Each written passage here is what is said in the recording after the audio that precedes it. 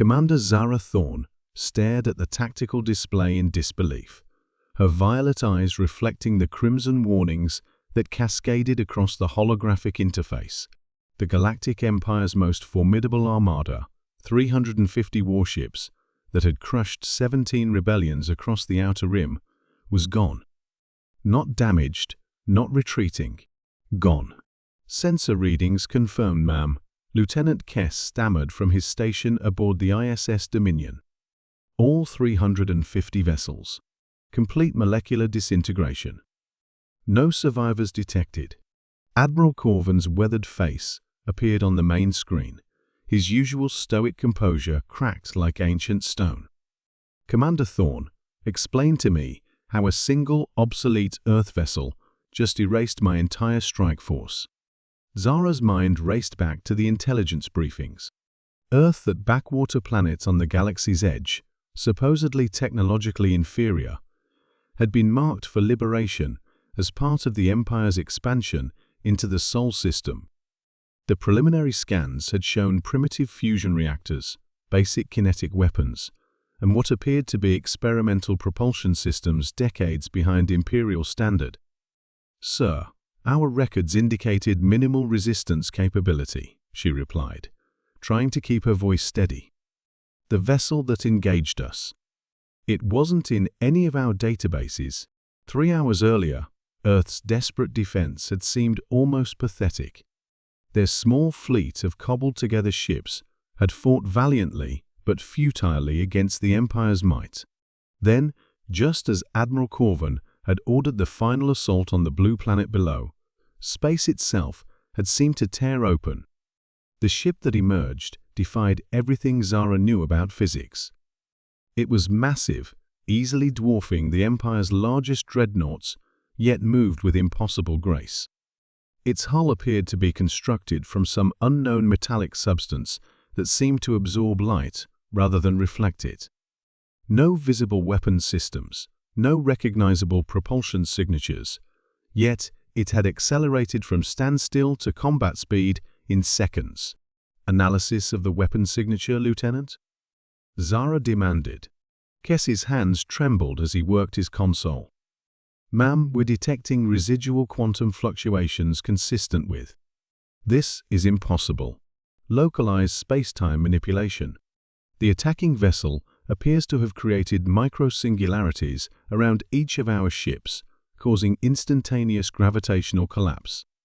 The communication system crackled to life, and a voice filled the bridge, human, but somehow different. Ancient yet timeless. "Imperial forces, this is Captain Elena Vasquez of the UES Prometheus. You will withdraw from Earth space immediately, or you will share the fate of your predecessors." Admiral Corvin's image flickered back onto the screen, his face now pale. "Captain Vasquez, I demand an explanation. That technology is beyond anything in our databases. Where did Earth acquire such weapons?" A pause. Then the human voice responded with what sounded almost like amusement. "Admiral, you're looking at Earth's first prototype starship, launched in 2387. We've been waiting in dark space for 700 years for someone to threaten our home." Zara felt her blood turn to ice. 700 years? The Empire's historians claimed first contact with Earth occurred only 50 years ago, when their long-range scouts had detected the planet's primitive radio emissions. "Impossible," Admiral Corvin spat. "Our records show Earth barely achieved interplanetary flight 50 years ago." "Your records," Captain Vasquez replied, "show only what we wanted you to see." The Prometheus was humanity's insurance policy, a sleeper ship designed to protect Earth if we ever encountered hostile alien civilizations. "We've been studying your technology, your tactics, your weaknesses, while you've been studying our carefully constructed facade." The tactical display updated, showing new contacts appearing throughout the system. Dozens of ships, each bearing the same impossible energy signatures as the Prometheus, emerging from what the sensors had previously read as empty space. 7 centuries of preparation, Vasquez continued. 7 centuries of technological development in secret. 7 centuries of waiting for the day someone would mistake human kindness for human weakness. Lieutenant Kess looked up from his station, his face ashen. "Commander, I'm detecting massive gravitational anomalies throughout the system. They're weaponizing space itself." Zara watched as the mysterious human fleet formed a protective sphere around Earth. Each ship seemed to bend light around itself, creating distortions that made them appear as tears in the fabric of reality.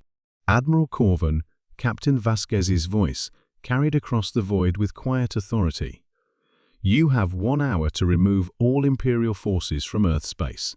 Any ship remaining after that time will be eliminated. We have no desire for conquest or expansion. We simply want to be left alone. But we will not hesitate to defend ourselves." The Admiral's face disappeared from the screen, replaced by urgent tactical data. The remaining Imperial forces were already beginning their retreat, but Zara knew this was far from over. The Empire had never encountered a force that could simply erase entire fleets from existence. "Ma'am," Kess whispered, "are we witnessing the end of Imperial expansion?" Zara stared at the impossible ships protecting the small blue world below. Humanity had played the part of primitive natives perfectly, allowing the Empire to approach close enough to study their true capabilities. Now, with their secret revealed, everything would change. "Lieutenant," she said quietly, "I think we're witnessing the beginning of humanity's true introduction to the galaxy." As the ISS Dominion turned away from Earth, Zara couldn't shake the feeling that they had just awakened something that had been sleeping in the dark between the stars, something that would fundamentally alter the balance of power in the galaxy. The Empire had come to conquer Earth. Instead, they had discovered that Earth had been preparing to defend itself long before they had even known aliens existed. In the depths of space, the Prometheus and its sister ships watched the Imperial retreat, their ancient crews finally able to rest, knowing their long vigil had not been in vain.